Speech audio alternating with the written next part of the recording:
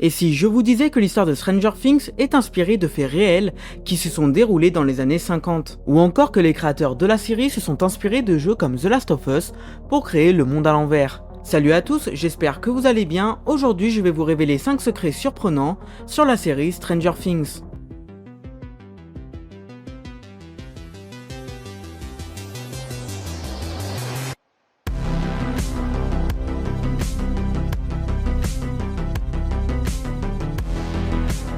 Onze, ou si vous préférez Jane, devait mourir à la fin de la première saison.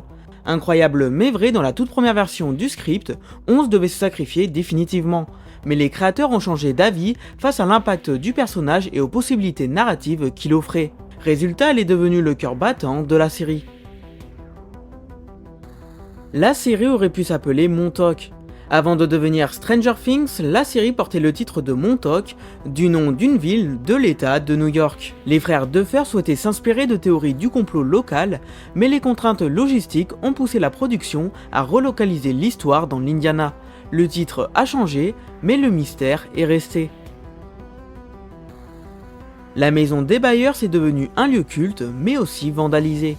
La maison des Byers, avec ses guirlandes lumineuses et ses messages sur les murs, est devenue un spot de fans incontournable. Située en Géorgie, elle a malheureusement été vandalisée à plusieurs reprises, poussant les propriétaires à demander aux curieux de respecter leur intimité. Le monde à l'envers est inspiré de jeux vidéo. L'univers parallèle connu sous le nom de l'Upside Down est directement inspiré de jeux vidéo comme The Last of Us, avec une atmosphère sombre, organique et inquiétante. Les frères Duffer sont de grands gamers et cela se sent. Une série, 4 saisons et 1000 théories. Depuis ses débuts, Stranger Things est devenu un terrain de jeu pour les fans de théories. Et certaines sont prises très au sérieux, comme celle selon laquelle Will serait en réalité le véritable maître du monde à l'envers, ou encore que Vecna aurait manipulé les événements depuis le début. Affaire à suivre dans la saison finale, mais à l'heure où je fais cette vidéo, elle est déjà sortie, mais je ne dirai rien car je ne veux pas spoiler pour ceux qui ne l'ont pas vu. Le succès de la série a donné naissance à des spin-offs secrets. Netflix a confirmé travailler sur plusieurs projets dérivés de l'univers de Stranger Things. Les frères Duffer ont déjà déclaré que ces spin-offs seraient différents avec de nouveaux personnages et une ambiance distincte.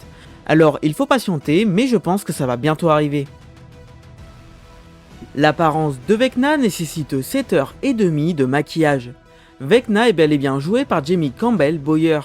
Si la révélation finale de la triple voire quadruple identité de 1 a fait l'effet d'une bombe, les fans ont été également scotchés par son apparence. D'autant plus lorsque l'on sait que l'acteur a connu une transformation longue de 7h30 pour devenir le grand antagoniste de la saison 4 et de la saison 5.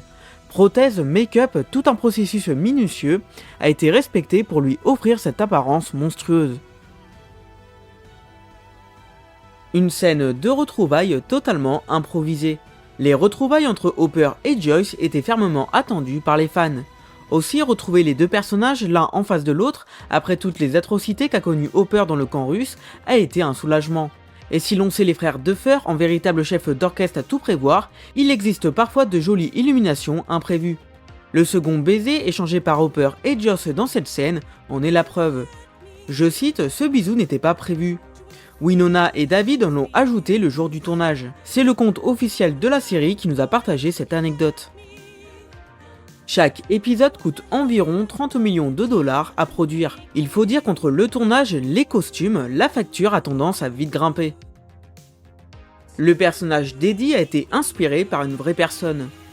Chouchou du public et nouvelle addition à cette saison 4, le personnage de Joseph Quinn a été en réalité inspiré par une vraie personne, l'écrivain Damiel Echol. Alors je sais pas si ça se prononce comme ça, mais en tout cas l'intrigue du club Hellfire et l'ensemble du personnage d'Eddie Munson ont été inspirés par le documentaire Paradise Lost qui raconte l'histoire d'un procès visant 3 jeunes hommes accusés de meurtre d'enfants. Les chouchous sont faits main pour l'authenticité des années 80. Pour rester fidèle à cette époque, l'équipe costume de la série a fabriqué à la main tous les chouchous portés dans la série. Pas d'accessoires modernes pour garder l'univers impeccable. Le fameux monde à l'envers s'appelait au départ The Nether.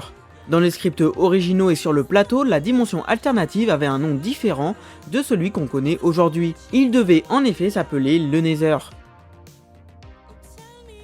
Le nombre d'auditions est phénoménal. Pour trouver les jeunes rôles, les castings ont été gigantesques. Environ 906 garçons et 307 filles ont été auditionnés. Les élus ont vu leur vie changer pour toujours. Le monde à l'envers a un guide complet. Les créateurs ont mis en place un document interne expliquant l'univers sombre et fantastique du monde à l'envers. Les règles, l'histoire ainsi que les monstres. Un guide pour rester cohérent. Tout l'univers de la série réfléchi en amont, pas juste improvisé. Les fans demandent la mise à disposition d'une copie qu'ils pourraient amener à la maison. L'influence massive de Donjons et Dragons.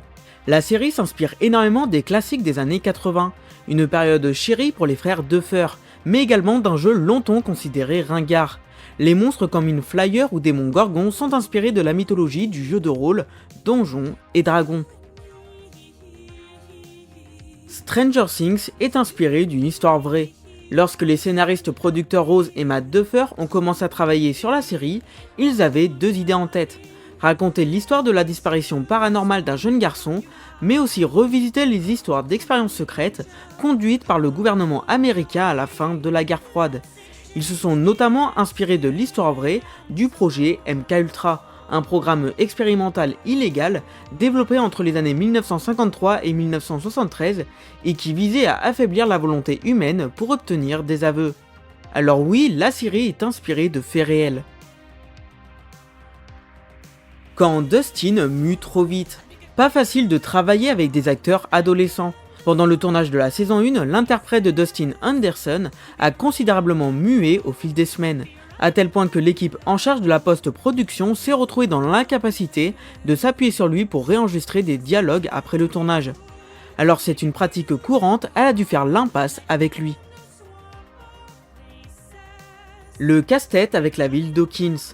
Avant de trouver le nom de la ville dans laquelle se déroule l'histoire de Stranger Things, Ross et Matt Duffer ont dû se creuser la tête pendant près de 2 mois. Je cite, « Il y avait beaucoup de noms que nous ne pouvions pas utiliser », confie Ross Duffer. « Si cette ville existe bel et bien, vous pouvez être poursuivi. C'était un vrai challenge. Nous devions trouver un nom qui n'était pas pris et qui sonne bien. C'est comme ça que nous avons choisi la ville d'Hawkins. Au bout d'1 an, je suis arrivé à m'y habituer. » Le centre commercial de la saison 3 existe réellement. En effet, il existe réellement sous le nom de Ginwet Place Mall. De nombreuses enseignes ont fermé à cause de la concurrence et le centre est devenu un repère de junkies, de prostituées, de SDF et de gangs. Le corps d'une jeune femme a même été découvert dans une arrière-boutique. La maladie de Dustin Anderson. Dustin souffre de dysplasie clédocrânienne.